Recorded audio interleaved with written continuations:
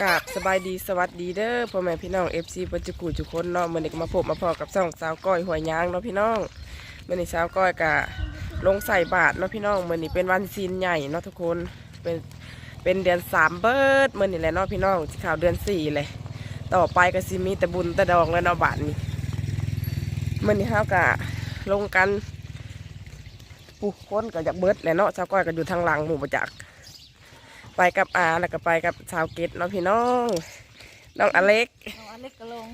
ไปน้องออยไม่ได้ลงสบายดีนะไหมสบายดีนะลูกเฮ้ยย่าทัดกล้องบ่ทำโอ้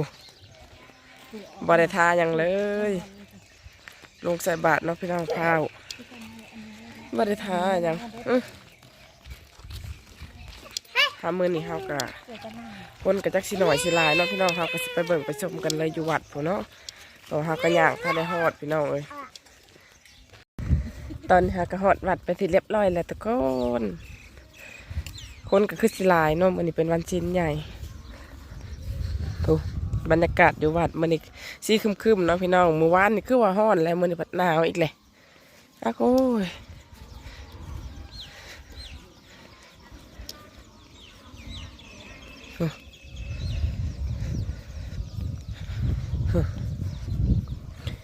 คนกันหน่อยมาลายไปเบิ่งอยู่หัวแจกคือสิเต็ม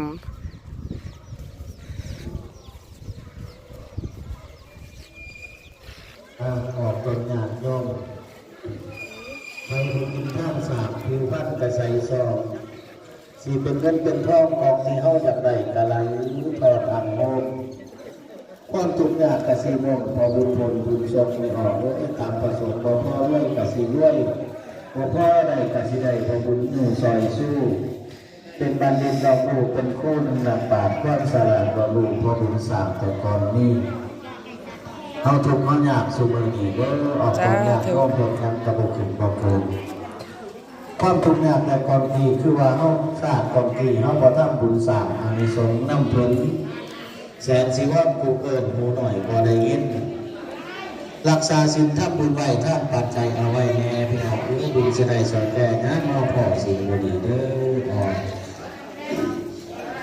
สร้างบุญสร้างกุศล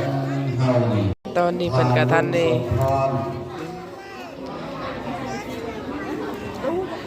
เพิ่นได้มีการอุทิศโมทนาเนาะพี่น้อง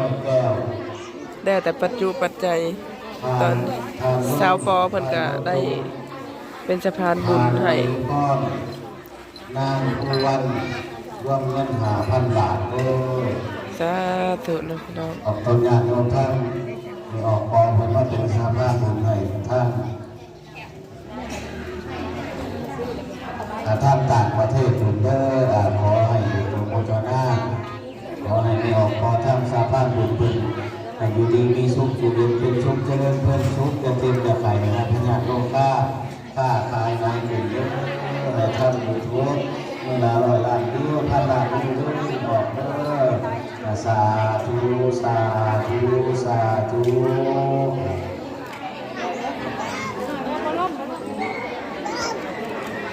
จำนวนให้ไปออกคือการน้ำเด้อทำไมท่านไปหาท่านนี่ละนะตา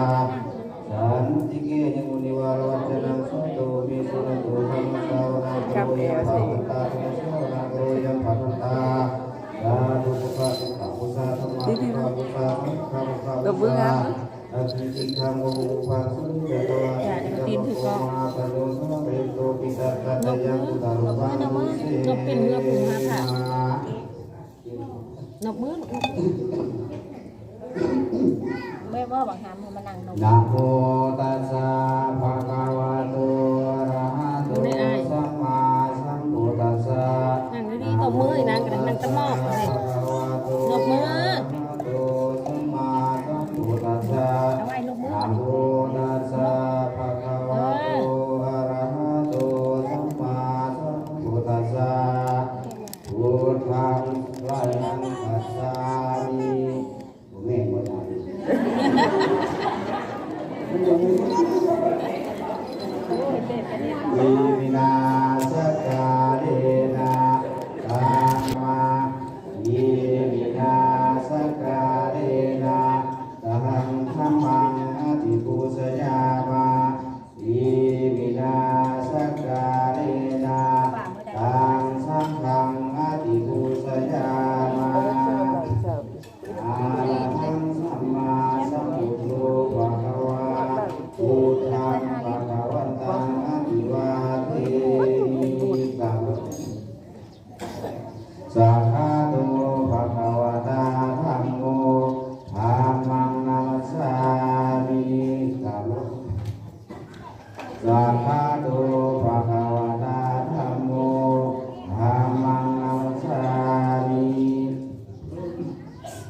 ปฏิปันโนภะคะวะโตสาวกสังโฆสังฆังนามามิอุกาสาวทามิวัจสามนัสสะเจววันทามิเจตหากะเตสยานิอาสามิทามิธรรมิจาริ น้องกิกิอยากแต่ขนม มายังธรรมเตวิสุงวิสุงลักขณาทายาอิสลานีนัสมะปัญจศิลาญาจามาดุติยมอิมายังพันเตวิสุงวิสุงลักขณาทายาอิสลานีนัสมะปัญจศิลาญาจามาอาติยมอิมายังพันเตวิสุงวิสุงจะต้องการทางเรียกว่าปริพานในอนาคตการนาพนาผู้เถิ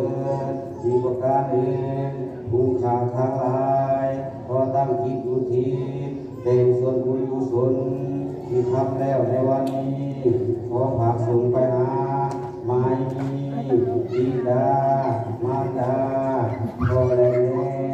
ครูบาอาจารย์ที่จากโลกนี้ไปแล้ว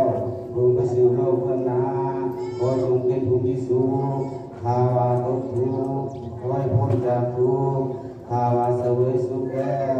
ขอให้สุขยิ่งกว่าเขาตามเ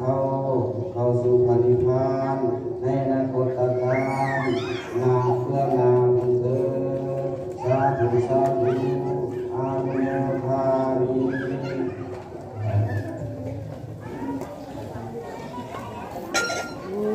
แหลมกระดูกนี่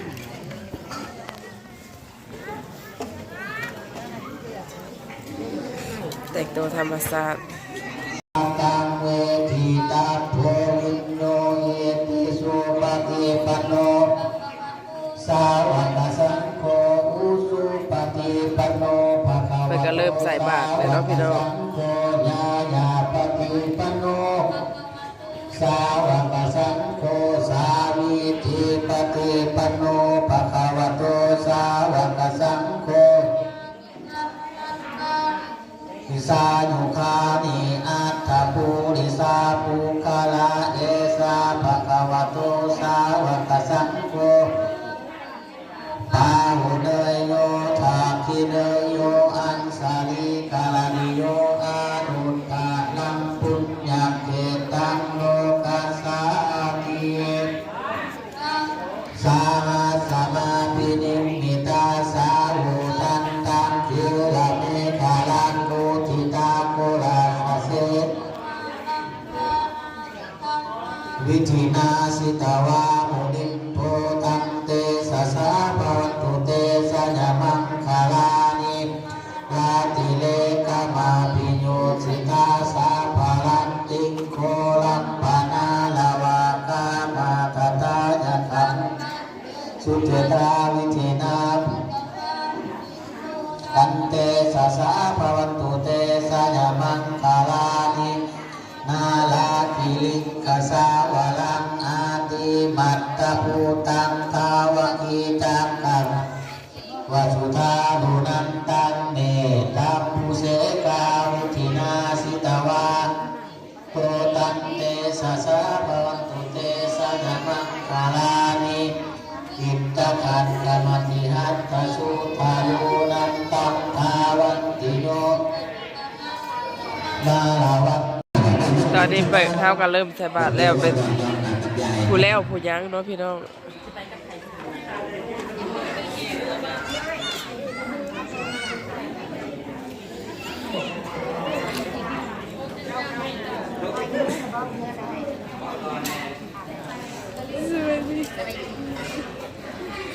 สะเข่งปิดลังจะได้กี่คุยเนาะจากว่าวอย่างเนาะว่าวม่วนเลย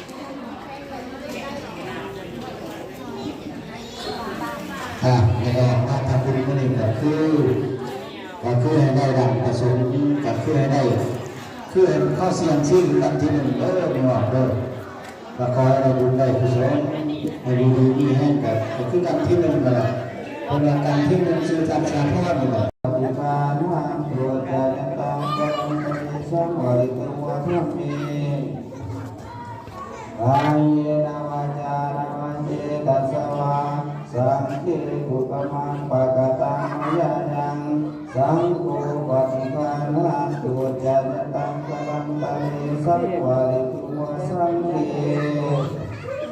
บ่ได้มีทางหน้าคุณก็บอกเริ่มเลยตัวที่นี่อ่ะ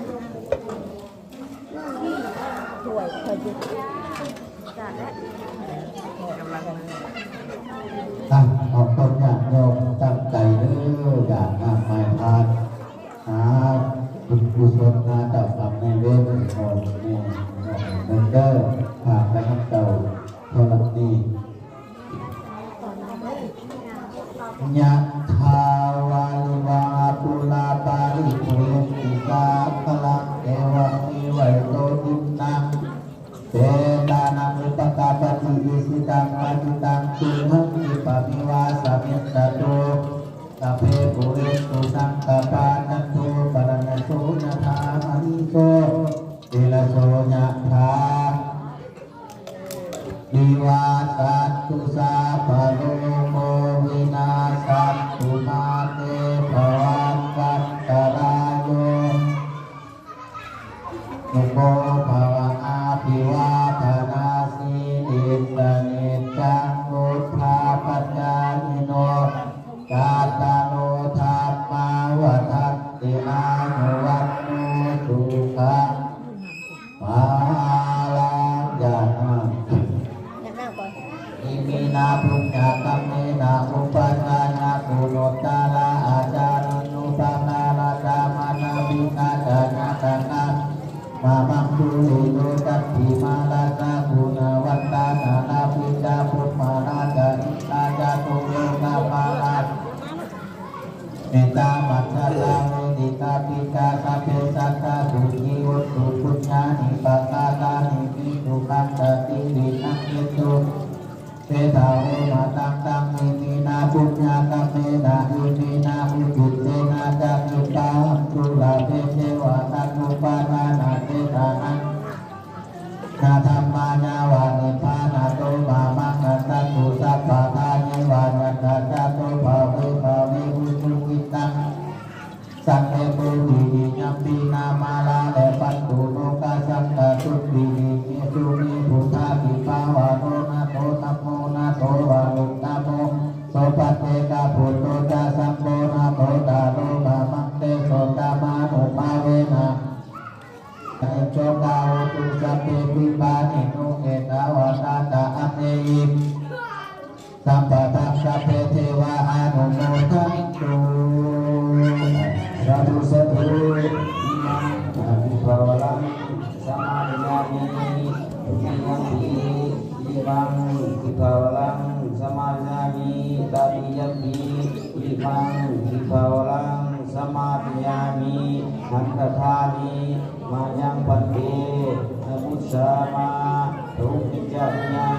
ทุปรัญญา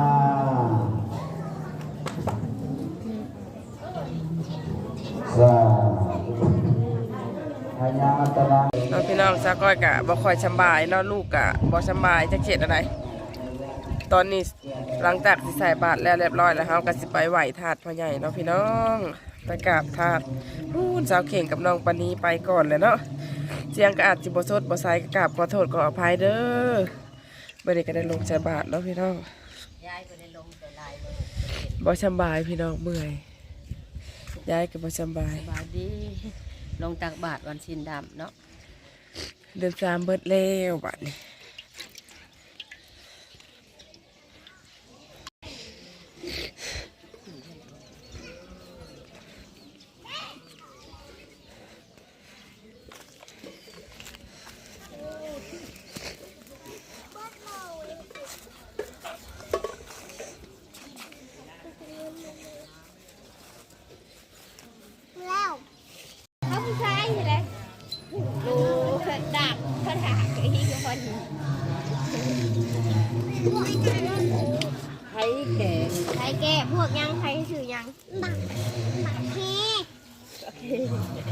โอ้ดึงดัก เขาอยากเอากินข้าวกินได้ มันก็เอาไม่คอยตีพอได้อยากเด็กใกล้พี่หมากแล้วหลังหาไปถึงแดงใส่เนาะ บ้าหมาบักใหญ่หนึ่งงูเห่าพิชังนี่ฟ้าแล้วกิกกี้ชาเคงถาบังหาดนี่พี่น้องของหวัดล้วนๆเลยใส่บาทแล้วกินน้ำทานน้ำเผื่อของรวมเนาะบ่มีปัญหาพี่น้องนี่โอ้โหลงวัดเอาของวัดปีนกำแพงเลยทุกคนน้องปุนีปีนกำแพงวัดเอาแต่น้อยไม่เห็นเราไปสิ ญาติกันขึ้นสิโต ญาติกันขึ้นจะโต๊ะก็มี ญาติกันแล้ว บ่าวนิ่มเนาะบ่าวจะทอดกระดูกพีโต๊ะหมักอันเดียวก็บาปทอดจะหลีด โอ้อยากขึ้น โต๊ะกันแขนหัก ยายกับกระบอกยาย ยายก็เอาไปกินส้มยายเมื่อนี่ตำแจ่วพงกินเนาะเออแซ่บได้ดีนังดิเขาได้งาน โอ้ยแซ่บ เขาได้ในหน้าจ้ะฮะในหน้าจ้ะได้ในมือค่ะในมือนี่ในหน้าเธอกันดิ 18 เมษายน ได้ในมือจ้ะฮะคนดีค่ะ เลิกสงกรานต์เนาะ บุญนั่นแหละเนาะเพิ่นว่าไว้แล้วนะบุญบังไฟบานสะก้อยกับ18 เมษาปฏิสงกรานต์พอปะพอแล้วไปลงมา จะลงแบบใดเด้ ตูนเลยไปน้องกี้ตายบัตร ลงมาได้ เลยนะอย่าง ตอนพี่น้องสำหรับคลิปนี้กะสิบมียังไลฟ์ฝากกันมากดไลค์กดแชร์กดติดตามเป็นกำลังใจสะก้อยเด้อที่สำคัญก็อย่าลืมกดกระดิ่งแจ้งเตือนเพื่อไม่พลาดคลิปใหม่ๆจากช่องสาวก้อยหัวยางสบายดีไหม